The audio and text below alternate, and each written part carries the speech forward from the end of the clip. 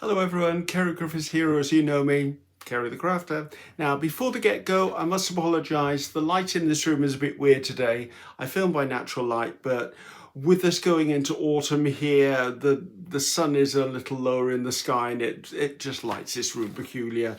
And I always try to do it in such a way that you don't get this reflection on my glasses all the time, which I think might be annoying. So, we're going to do 10 questions with Ceri, although there's going to be a bonus question in here today because basically someone sent me an extra question after I printed the sheet out, and I went, that's a very interesting question, so we're going to add that one to it. I just need to remember to do it, of course. So basically what I do is periodically I put out on my community tab on my YouTube channel saying, are there any questions you want answered? And it helps me connect with my community. It helps you have access to answers that maybe I wouldn't give just in a normal everyday video. So that's where we're at with that. And then I print them off and I go through them, and then when I'm down to the last 10, I put the call out again. There are going to be some questions that come up regularly. I will always answer them. That the answer I give this month may not be the same I gave last month because we all evolve, we all change. So let's get straight into this, shall we? I haven't done one of these in a while. So very first question, right? And I don't give out whoever asked me the question. The person who's asked will know who it was. So it's quite a long question. Hi, Ceri. I feel like whatever I am making... That didn't even make sense. One second. Hi, Ceri. I feel that whatever I am making, journals or ephemera, it takes on a whimsical style. I'm learning gel plates and adding some watercolouring and Zentangle to my projects, but hard as I try to also add more of the grunge look whimsical wins out. Do you struggle with the style? Your work is always beautiful. I wonder why I'm fighting. Thank you for the compliment. The one thing that jumps out at me from this question is, why do you want to do grunge? Why do you want to do the, what did you call it? Grunge, it was grunge. Is it because you're trying to go for a certain look? Are you trying to emulate someone else's work that you aspire to achieve? It seems that your creativity wants to naturally be whimsical. Embrace it. I mean, there's a lot of people doing grunge. Are there a lot of people doing whimsical? What do you enjoy? Now, also, it's difficult in some respects. You have to define for yourself what you think grunge is before you can create it. Is it just you want that darker edges to pages? Do you want that almost industrial look to things? Do you want lots of inks and splattered backgrounds? Or is Grinch, we're not there yet, people, we're not there yet. Is grunge actually a colour scheme for you?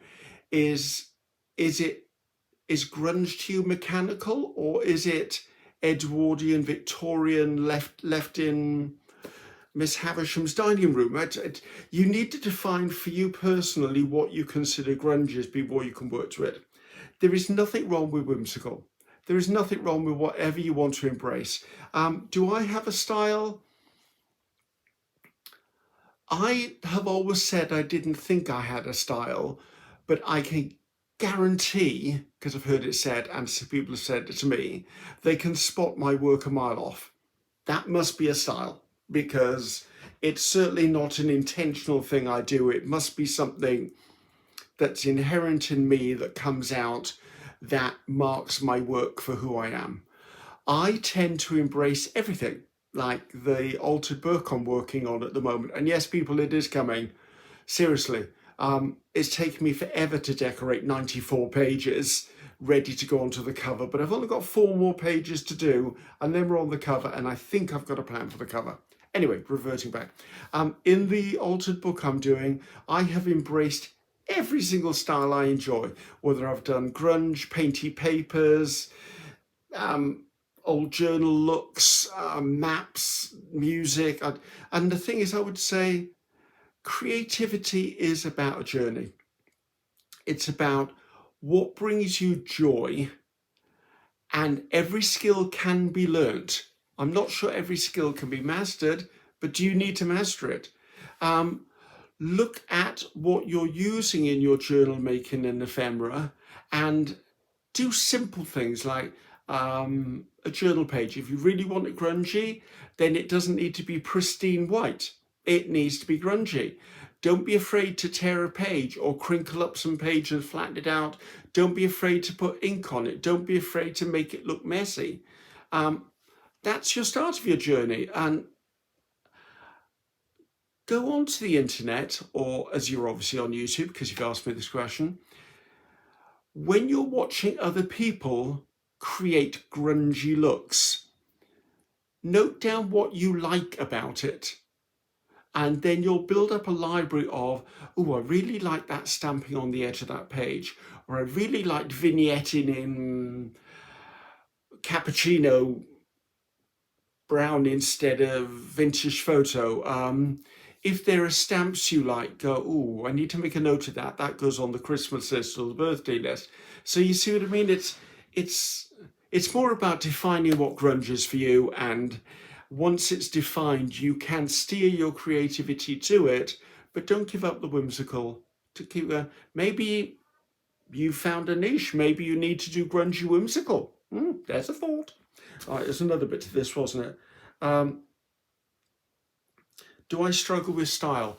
I tend to have let go of style. When I first started out creating, I thought I had to be pigeonholed into this style and this style and this style and this style.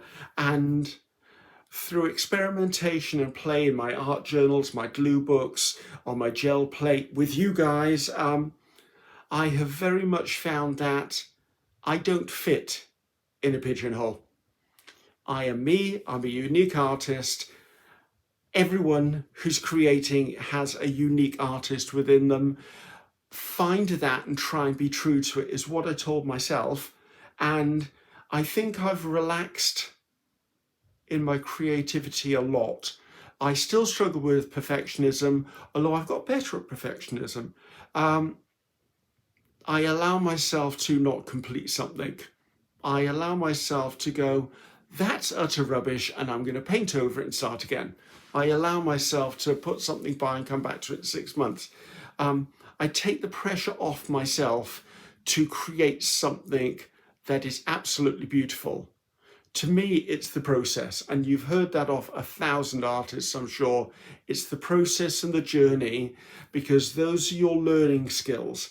If you end up at the end of the day with something that's stunning and beautiful and would hang on a gallery wall, fabulous. I hope I can do that one day myself. But it's more about learning. It's more about learning with joy and passion, and if we could get away from considering other people's judgment of our work, we'd all be a damn sight happier. Anyway, I'm going to move on. Right, the next question was the one that was a bonus, and I'm going to come back to it. Please remind me, because I'm going to forget. I know I am. Okay. Next question. I thoroughly enjoyed your videos of your Alaskan cruise. Wondering if you would ever consider a few short videos of your part of Wales. I only ask because my great-grand nan and pa were from Wales, and you do such a lovely job of finding interesting places. Yes, I do watch videos on YouTube of my family's history and home. This is going to sound really peculiar. I get very self-conscious when I'm out in public holding a phone or an iPad up and talking to it. I've done it at exhibitions where other people have been walking around doing the same things and go, oh, it's another blogger, it's another content creator. But walking around the streets, I sometimes feel, I don't want to say intimidated, I feel vulnerable, because if I'm holding up an iPhone or an iPad and it's worth, to me, a lot of money. I mean, monetarily it's worth money, but to me, to replace my iPad or to replace my iPhone or to replace the microphones I'm using, takes a bit of doing. and to stand there at arm's length, and I'm in the middle of a very busy city, and we do have drug population here. We do have pickpockets.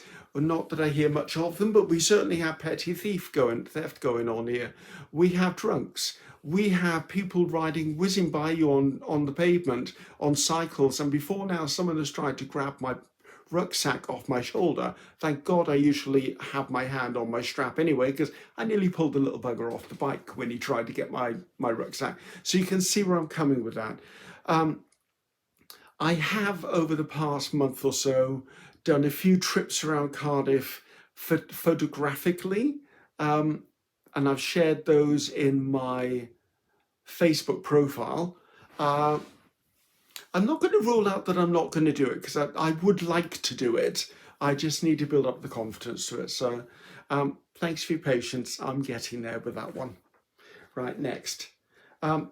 Ceri, you're an artist, content creator, stamp, stencil designer, etc., etc., etc. How do you organise your day to get everything done that you would want to do and not feel overwhelmed by creative goals and obligations? Yet still enjoy the creative process. I love the diversity of your artwork and the variation and the various techniques you use. Pity I can't read today, isn't it? It is a full moon. I'm not going to go down that route, but it is full moon. How do I organise? I swear I can't speak today. Organise. Right.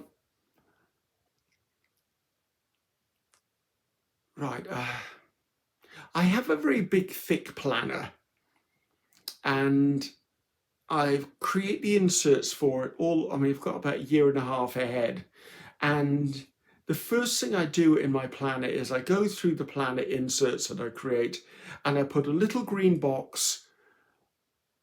So I stamp a green box, then I wait 2 or 3. I think I stamp a box, clear day, stamp a box, clear day, stamp a box. And I do that through my whole planner. And that green box, oh, sorry, I unlocked the table, are my targets for launching YouTubes.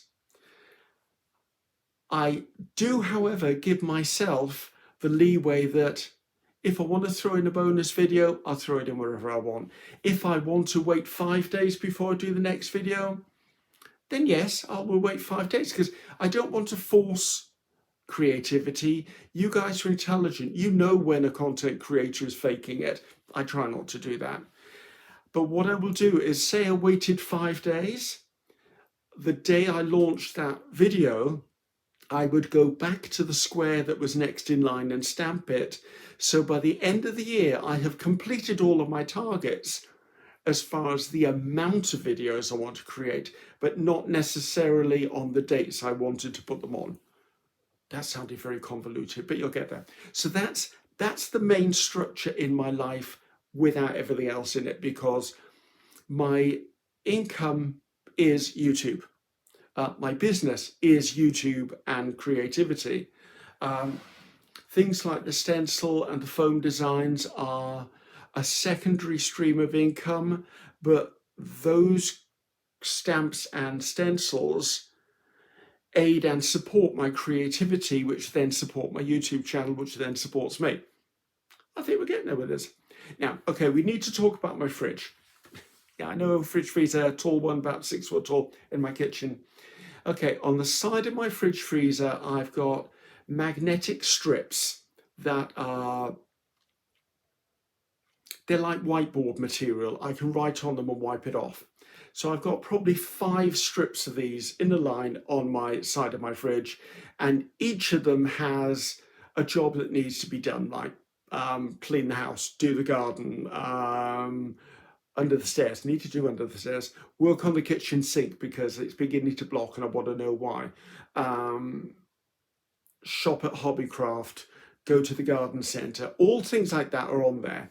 Then below that, I know some of you are going, oh my God, Ceri, this is just how I cope. You've asked how I do it, this is how I do it.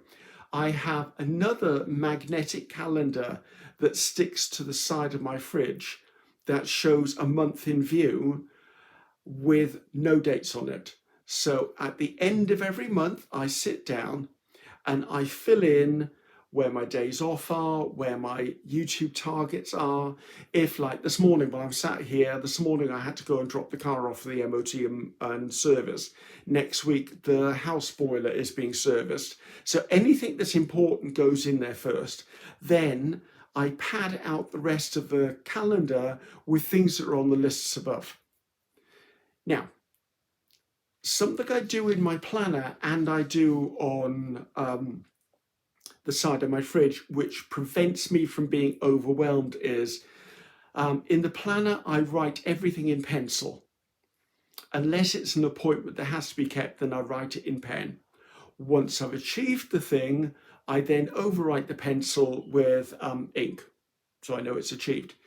If, however, I miss something, I'll rub the pencil out and I'll move it to another day or another week. Likewise, on the side of my fridge, when I get up in the morning, first thing I do is just wipe the number of the date off so I know which day I'm on, because God knows I never know what day I'm on. Then whatever is in that box are my aims for the day. As I do them, I wipe them off. If, say, I've finished everything by lunchtime, I'll then look at maybe another thing on the list and go, oh, I can get that and knock that off. Now, the to-do list always outweighs the doing list. But what I do is, if I don't achieve what I wanted in that day, I give myself grace. There was a reason it wasn't done, I move it to another day. So that system, although it sounds very long and convoluted, is how I achieve what I achieve. And I achieve a lot. And within that day, I always take a break for lunch. I take an hour because I don't want to get into the habit of grabbing a couple of slices of toast or a couple of biscuits and a cup of tea. I sit down to have a decent meal at lunch, because lunch is my main meal of the day. I might have a snack in the evening, but lunch is my main meal. So I allow myself to have an hour for lunch. Sometimes I do just a couple of pieces of toast if I fancy that, but I also take time, I'll read my book a bit, or I'll watch one of the videos one of my friends has made. So lunch is sacrosanct to me. Also, I don't officially start work till 9 o'clock in the morning, and I don't officially finish work till 5 in the afternoon. Now, there are times when I wake up at 2 o'clock in the morning, I'm awake. I'll go into the studio, which is next to my bedroom, and maybe I'll work for an hour and then I'll go back to bed. If I'm at 5 o'clock and I go, ooh, I haven't finished it yet, I'm in the zone, let's keep going, I'll do it. So I build myself my parameters so that they give me an excuse to go, you know what, it's 5 o'clock, you're okay to put this by. You don't need to finish this. There's no deadline. You've reached your 5 o'clock workload. And on Sundays, my day off on Sundays. Sundays, unless I'm part of a collaboration or I'm doing something like my hashtag yearly thing that I do, Sundays are a day when I don't come into the studio unless I'm just really fancying. I'm like, oh, I really want to play today. And I'll come up here, I won't turn the cameras on. I will literally just play. Maybe I'll make some painty papers for a future collage. Maybe currently I'm writing names on the back of all my black foam stamps, because I don't know who they are and I don't even know what mine are called anymore. So I'm busily trying to do those, but I'm doing them when I feel like it. Normally Sunday for me is a day of baking and cooking. I will be in my kitchen, which is one of my other happy places. The studio, the garden, and my kitchen are my happy places. And I will make like egg bites for the week. I will make cupcakes or muffins, or I might make a cake. I'll put together a few meals so that I can top up the freezer with meals, so that I live on my own. And I don't want to fall into the fault of, oh, there's only me, why bother cooking? I cook, I enjoy cooking. So I will make a pasta bake. I'll make a pasta bake, divide it into 4 portions, then 3 of them will get put in the freezer and 1 will be for the next day. But it means I'm looking after myself and being healthy. That was very, very, very, very long-winded. The only other obligations I kind of have, but they're a verbal obligation, which again can be discussed or moved, is my design deadline targets. I think the 2 previous years, I launched a new product every single month. This year, I said to PM Artist Studio, I want to launch every other month, because a lot has gone on in my life in the last 12 months, and I wanted to take the foot off the pedal for a bit. However, if something comes to mind, I'm like, oh, I really need to do this, I can contact them and go, listen, can we get this out next month just in case? And they're like, yeah, of course we can. So that flexibility isn't a goal. I like putting soft targets in, because if I have a soft target, I have something to aim for. If I don't have any targets in life, I'm happy to curl up on the sofa and read a book day in, day out, day in, day out. A nice cup of tea, a couple of chalky biscuits on the side when I'm feeling like a treat. Hopefully that helped. Right, next question. These are long questions today, aren't they? Hello there, Ceri. I love your creative energy and vision. I so often need photos or a video to inspire me. What, who, or how does your inspiration spring up or come from? You truly inspire me, and I'm thrilled to see your many projects and forms of art. Thanks so much for sharing your brilliance. Thank you, that's very kind of you. Okay,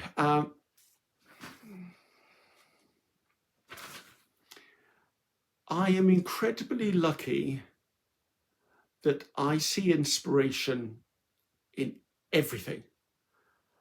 Like, if you gave me a pile of garbage, like from a skip or from a trash can or a rubbish bin or something, I bet you I could create art just by looking at pieces in it. Like, a scrunched up ball of paper to you is a scrunched up ball of paper. To me, I look at that ball of paper and I see the crease marks and I see the lines, and that gives me lines or structure for something to create. The fact that it's scrunched up probably means it's a ball. Therefore, I would do a round piece of art with lines that represented the fold marks. I literally see creativity everywhere. I'm so blessed to have that. And also this. Well, oh, there you go. That's my screensaver. That daily is in my garden at the moment. I always have my phone with me, 24/7, even when I'm in the house, because I'm live alone, as I said. I always feel if you live alone, you should always have your phone in your pocket, because if you fall or stumble or break yourself, or you're trapped, or maybe the door to your bedroom's broken and you're locked in, how do you shout for help? Phone. Always have your phone, never go away without my phone. And when I walk around, if I see something, I will take a picture. Even if I'm shopping and something catches my eye, it could be a colour scheme on a cereal box. It could be a cracked paving stone. It could be a combination of colours of cars parked up against each other in the parking lot. I could be walking through town and I see someone dressed in a certain way. I'm like, oh, that's interesting. Or I remember there's one, I might have shared this story before. I was in London once, because I used to live in London for a while. And I remember being in a really old pub, where you buy alcohol, just in case we're talking another language to somebody. And I went to the bathroom.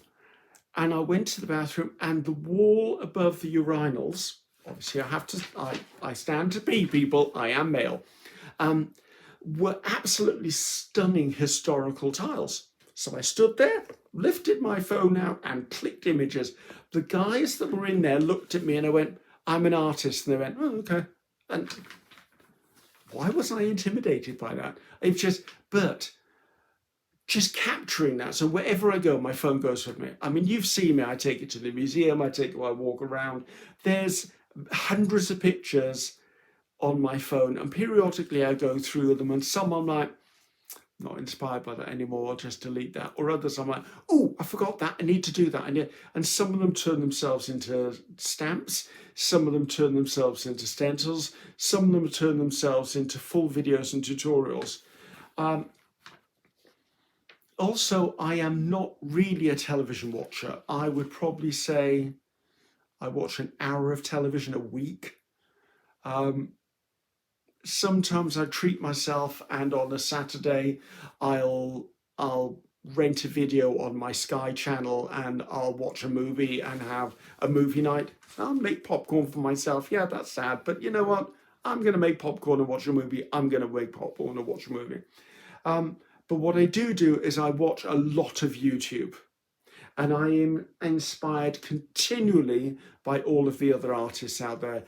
You know that I've been inspired by Gail Augustinelli, Darcy Sanders, Pierre Marta Studio, Eddie Makes Art, Michelle from the Creative Cove. I mean, the list is continually growing, and I do subscribe to quite a lot of channels. But then I sometimes unsubscribe because the list gets so long, it becomes overwhelming for me. And I do find that with some creators, they tend to create in cycles. So if you've got a creator and all they do is make journals, and the journals always look the same, there comes a point when I don't find that channel inspiring anymore, so I'll let it go. But because of the YouTube algorithm, I can guarantee some point in the future, one of their videos will pop back up. And guess what? I may be re-inspired by them and I'll click back onto them. So I go through phases, but I definitely inspired by YouTube. I always try to give credit where I've got it from, but I'm really bad with names. I try my best to link the videos or name the people, but I'm atrocious at that, really atrocious. You also know that I go to museums and art galleries, and I constantly top up my creative battery, my creative library, because I think that's why a lot of people reach burnout. They create, but they keep forgetting to fill up the tank. And I'm lucky, I do it a lot. Hopefully that answered that one. Right. Hello, Ceri. I'd like to hear about Wales. I've never travelled much, certainly not overseas. I'm in Canada. Love Canada. Beautiful country. And would love to hear what there is to see in Wales. Noted. I'll have to put that on the burner and go, because obviously quite a lot of you are interested in that. Yeah, I'll work out how to do that. Well, I don't want it to be a lecture. I don't want it to be a whole load of screenshots, and I know it probably can't all be video, but mark this space. I will try and do something for you, I promise you. It's funny because when you live somewhere, I find it hard to discern what others would find interesting about it. I mean, to me, it's normal to drive down the road and there's a castle in the hillside, there's a castle in the middle of the town. We have a giant dragon here. We've got huge arenas for pop concerts. We've got massive stadiums for rugby and football. We've got the Cardiff Devils ice rink here for all the. We've got huge stuff, and I just because it's on my doorstep. To me, it's normal. It's what I see every day. I'll have to think about it. Yeah, I'll have to think about that one, so bear with me. I promise you I'll get something out. Hi, Ceri and Biscuit from Australia. Okay, I printed this obviously before that happened. For those of you who don't know, and I'm not going to get emotional, I am not going to get emotional, about 6 or 8 weeks ago, I had to have Biscuit put down.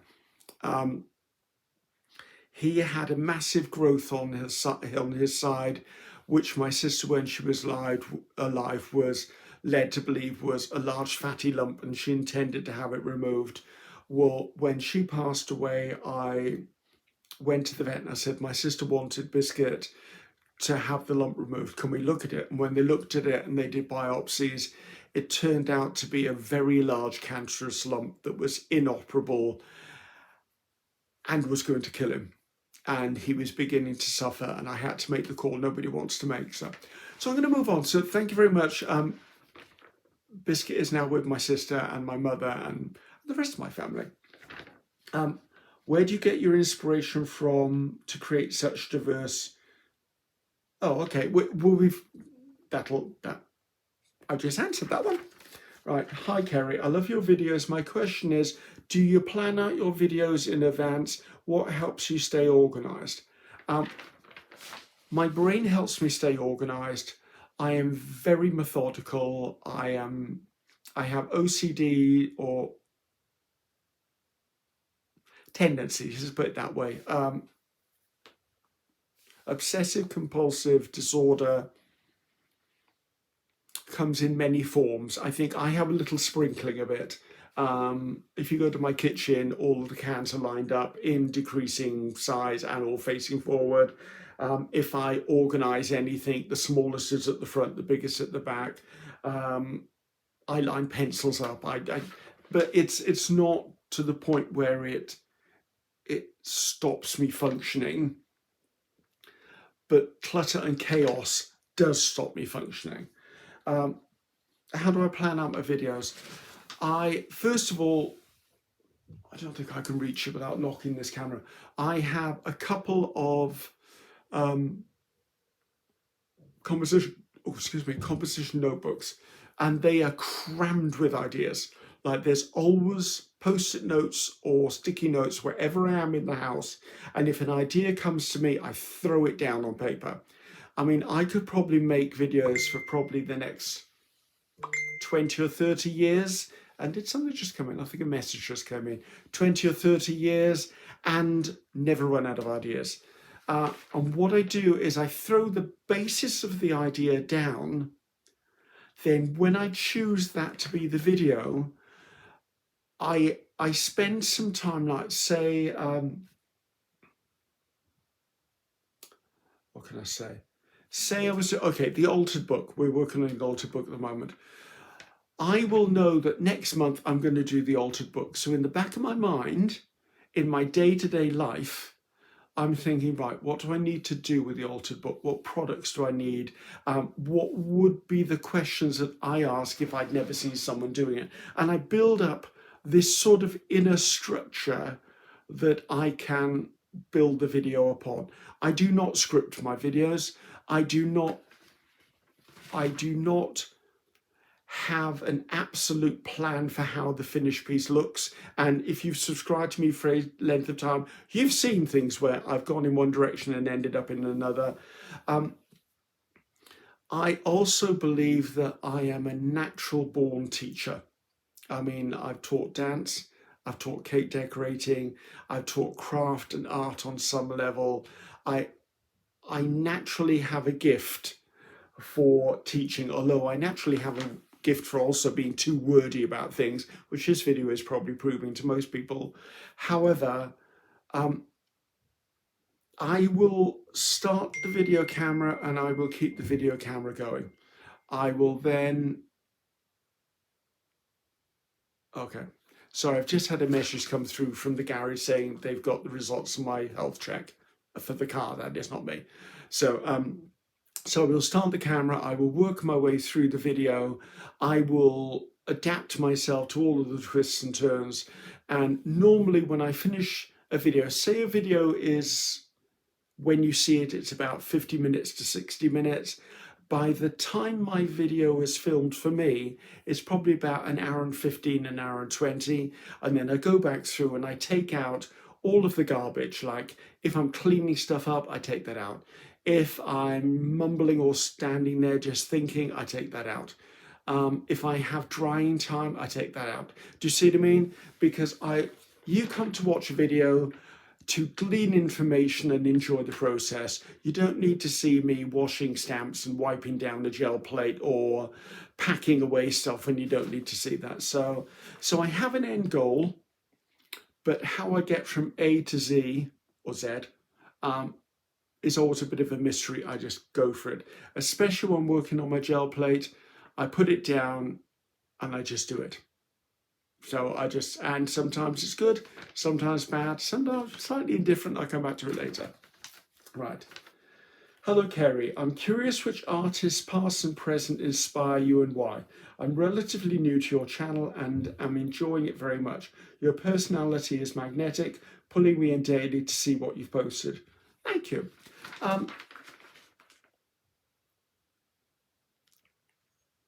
I'm often heard to say to people, mostly my friends, I'm a can of beans.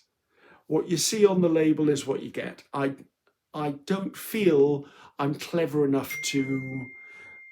Will you stop already? I'll get to you. I don't feel I'm clever enough to consistently mislead someone, so I've never tried. I know there are certain content creators and TikTokers and YouTubers, and they share this wonderful, absolutely glorious, aspiring life and style and everything. Yeah, I'd like to see behind the scenes of some of those people and some of those creators, because they're leading an imaginary life and selling it to you. And I can tell you, they're not leading the life they're selling to you. Anyway, artists. I don't know that I can answer that. I get inspired by colour. I get inspired by pattern. I get inspired by emotion. And those can take many forms, whether it's someone acting, someone singing, someone dancing, a painting, a journey, an experience, an interaction with someone. It's difficult. I mean, there are artists I like. I mean, I like Van Gogh. I like Nicholson. I like Dali. I like some of Picasso. Not overly fond of Andy Warhol, and that's just never. I don't know why. He's just never. I never clicked there. I mean, I like fashion designers. There's just so much, and yeah, it's not easy. I mean, I get inspired by intellect. I get inspired by people who are genuine. Um, Everybody on this planet, no matter how young or how old, has a story to tell. And some of them have many a story to tell. And I feel that all of that just keeps the tank topped up. And I have a very curious, interesting nature. I like to absorb. I'm like a sponge. I'm doing a class next month. I'm a student in a class next month, which, yes, I will be sharing with you. And I can't wait to do it, because and it's something I've done before. I'm going to almost just refresh myself on it. I'm a sponge for knowledge. I'm a sponge for experience. I want to hear what that tutor's experience of that technique is, because it may shine a light onto something that I've never even thought of looking at. So I find putting names to people difficult, and that's going to come up and be really relevant when it comes to the bonus question. So hopefully that's not too skewing away from what you wanted. Ceri, your videos are always well crafted. I often wonder when watching how you handle being an artist in the midst of dealing with technology. When our created is an intimate and personal time, and from your art, I know it must be for you too. Your passion, you can see your passion playing out with what you create. How does that play with technology and recording? I hate technology. I only know what I know. I record on an iPad and I use these as a microphone, although I have just bought real microphones. I think they're called DJI, I can't remember. And they've been sat in the box unopened for a month because I'm procrastinating, because I don't want to open the box. It means I have to learn how to do them. But apparently they're really easy. And I bought them because they will give you much better sound quality, because I know some of you struggle with sound quality. Also, it came with 2 microphones. And I'm excited because I've approached a few of my friends who they've got interesting lives as well. And I'd like to do 1 or 2 interviews with them. That's going to be a next year job, however. But so technology and me, not good. I know what I know. I can work in iMovies, which is how I edit. I film on my iPad. I photograph on my iPad or my iPhone, or I do have, is it Alexis? I can't remember. My little camera that sometimes travels with me. The trouble is, if something goes wrong, I'm usually like, oh, how do I do that? I don't know how to cure that. And what would take 5 minutes for, say, a 14-year-old to cure could take me days to work out. Right, I've got to find a YouTube on it, then I've got to work out how to do this. And I don't have a techie brain. And also, I do not read instructions well. I'm a visual learner. You show me something, I've got it. You give me a manual, I've never got it. I can read a page and go, what? What does that mean? What's that? I don't. What words are they using? That's probably the reason why you don't see me do sponsorships with bigger companies who approach me, because I don't want to deal with all the contractual things. If I read a contract, I'm like, well, it's ink on paper. I don't know what it means, but it's nice. Brilliant. You did a good job there.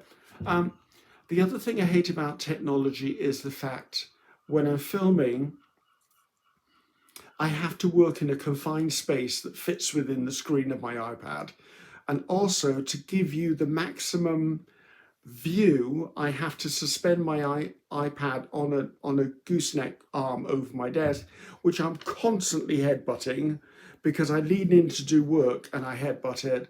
And also, I'm having to create looking through a screen instead of looking at the thing I'm creating, which in itself causes some difficulties. But at the end of the day, I'm doing it, and I've got what I'm doing is doing okay.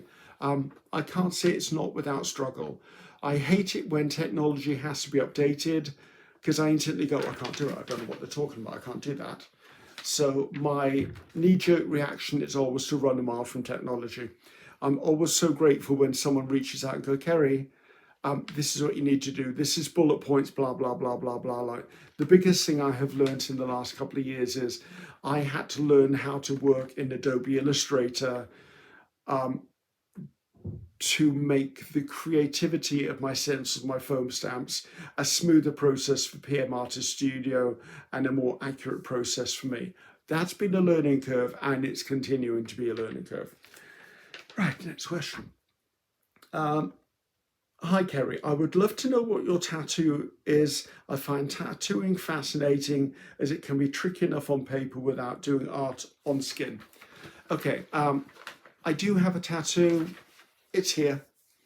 I would say it goes from here to about here and there to there. It doesn't go below my t-shirt arm unless I put my arm out, and sometimes it catch the edge of it.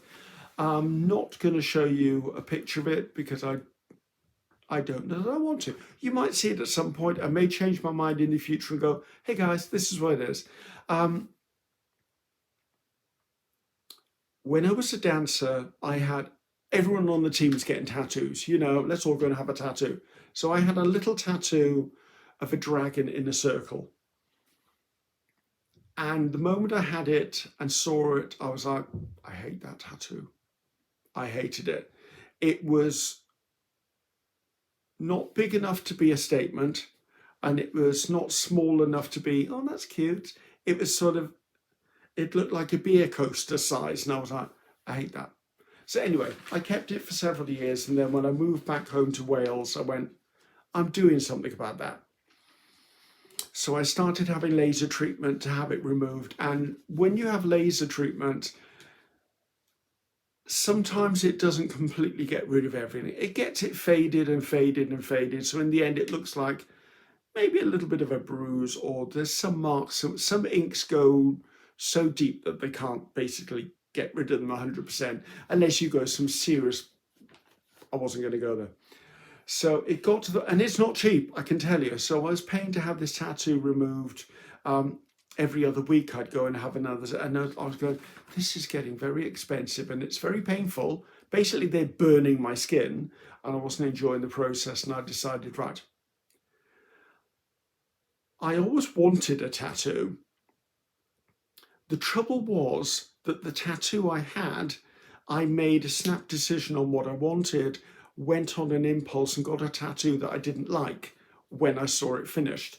And part of that was the artist's doing, because what I chose and what ended up on my arm, let's just say the skill wasn't matched to the image. So I thought, right, I'm never going to get rid of this mark forever, and I'm always going to be conscious it's there. Let's do what's called a cover up. I want to put a dragon on my shoulder. I've always wanted a dragon on my shoulder. I love dragons. In my world, dragons are real. Prove to me they're not. Do you know what I mean? So I'm right, okay, now we have a really good tattoo centre here in Wales. It's called Physical Graffiti, and it's 10 minutes walk from our house. And they have a lot of artists working there.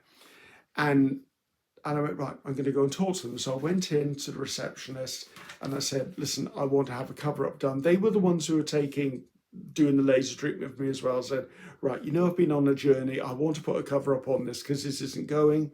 And they said, okay, well, to help us steer you to the right artist, she said, tell me roughly what you want. And I said, okay, I would like a grayscale, which means there's no color in my tattoo. So it's black, white, and gray. I said, of a dragon, but not necessarily the whole dragon, possibly part of the dragon. I'd sort of kind of sketched some stuff, went sort of like this, and I had some inspiration images, and they went, you need Ian. And the artist's name was Ian Turner. So I booked in with Ian Turner, showed up on the day, and he went, right. So he sat down, he said, okay, in this, we don't do a tattoo today. We talk about it. So sat down, had a cup of coffee, spent about half an hour. I showed him what I was thinking. He sketched a few things as we were talking. And he said, okay, I've got a rough idea of where you want to go with this.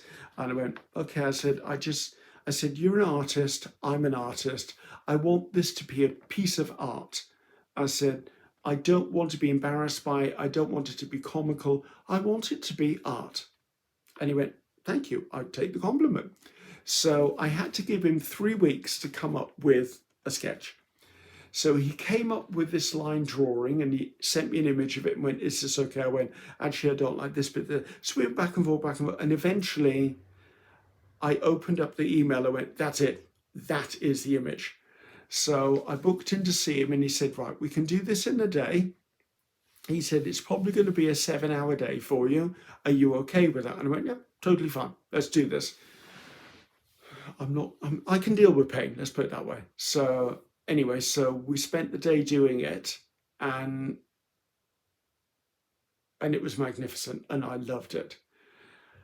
There's another layer in this story that you don't know, which will tell you why will you stop with the emotions, Griffiths? Okay, the year that I had the cover up done, 2 months prior to that, my mother passed away with cancer. And Mum was Welsh, as am I. And I wanted the tattoo. She knew I was having a cover up done. We discussed it. I think she'd even seen some of the imagery of it, to be honest with you. And I felt, you know what? This tattoo is personal to me now because not only does it mark something I believe in and I love my dragons, but it also marks the year that my mother passed. So for me, the dragon is a dragon, but it also represents my mother. And I think I want to move on from that, really, which is probably why I need to move on a bit. But know that my mother was the most loving, caring person in the world. I say that she represents the dragon for me, for her strength, her tenacity, and her drive to raise 2 kids as a single parent with no money and to get us where we were fully functioning adults in a creative world. Mum was just a beautiful person and she was never a tyrant, which everyone's probably, oh, she's a right dragon, was she? No, that's not what I meant by that. So right, that was 10 questions. Let's go back to the bonus one before I break down and have a bit of a crying fit on screen, which is not going to happen today. So this question came in and it's a bonus one. It's just one that popped in I thought was very interesting. Not sure I can answer it completely. And I'm conscious we're nudging towards an hour, which is nowhere near where I normally do the question time. But you know what? Maybe you're enjoying it. You can always pause, fast forward, stop, go ahead, come back another day. So this was the question. If you organised a dinner party, which 5 widely known guests would you invite? Why, what, and what would you serve? Really? Okay, so I've got 5 guests. I am taking it the guests can be alive or dead because it's a fictitious party. I would like David Bowie there. I mean, I've always loved his music. I love his artistry. I loved his creativity, his showmanship. He's on the list. Queen Elizabeth II. I always wanted to meet the Queen. I wanted to sit down, have a cup of tea, and have a frank, off the records chat with her. I knew it would never happen, but I found her incredibly interesting as a person, and I'd like to have known her more. Take royalty away from it and all the royal family stands for and stood for and all of that. It's the person that intrigues me.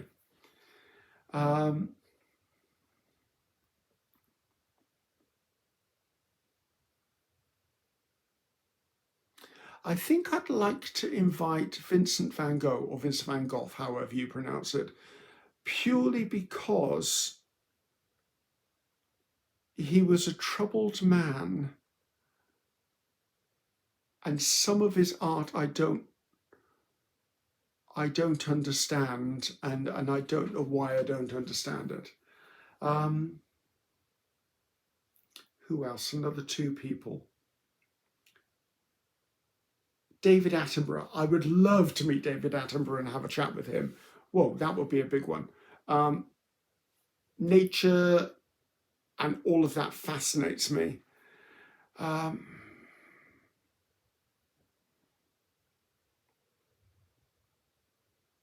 don't know. There are just so many to choose from. I'm like, you could say, Ceri, and choose 50, and I'd probably find 50, but it'd become a banquet. I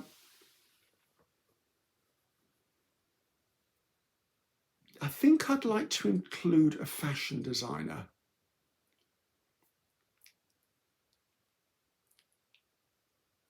And I think Mugler, I'm probably going to have said that wrong. Mugler. I think that's how, Mugler, I think it is.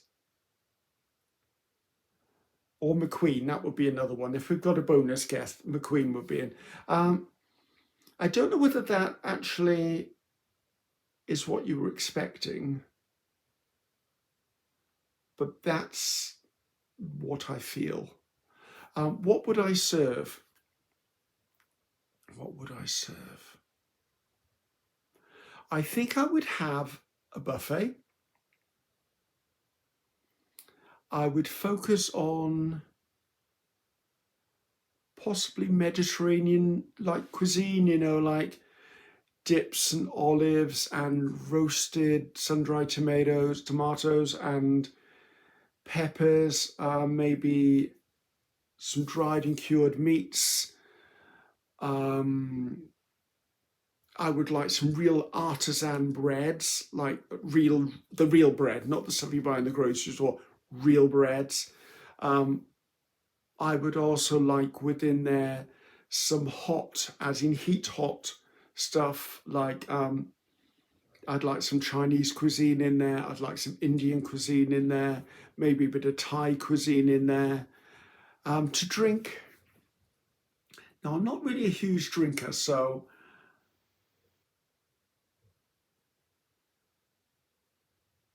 I think I'd have good quality coffee, an array of tea, because I'm trying to think of my guests here, and I would like freshly squeezed fruit juices in iced pitchers. If there was to be any sort of dessert whatsoever, Oh, I don't know. I'd probably want little desserts or little things you can pick up and eat. Oh God, like little Turkish pastries, and I can't remember what that pressed sesame block is. Is it halva? Halva? I think it's halva, flavoured halvas. Maybe some candied nuts and fruit. Do you see where I'm going? Yeah, not a slice of cake on a plate. Basically, I'd like the buffet where we're all going to eat to be a big smorgasbord or charcuterie or just a table full of delights. And I would like it so that we weren't actually sat at a dining room table. We were sat around on comfortable furnishings, chairs, couches, beanbags, whatever you want to call it. And basically, maybe all the food was on a round table between us all, not a dining table situation. And you got up and you walked around and you picked food, and that's the sort of thing I would do. So there you go. Right, that's my 10 plus 1 questions done. Thanks very much, guys, for the interesting questions. This has been a bit long-winded, but you know what? They were long-winded questions. Until next time, I'll see you. So take care, guys. Love you loads. Bye.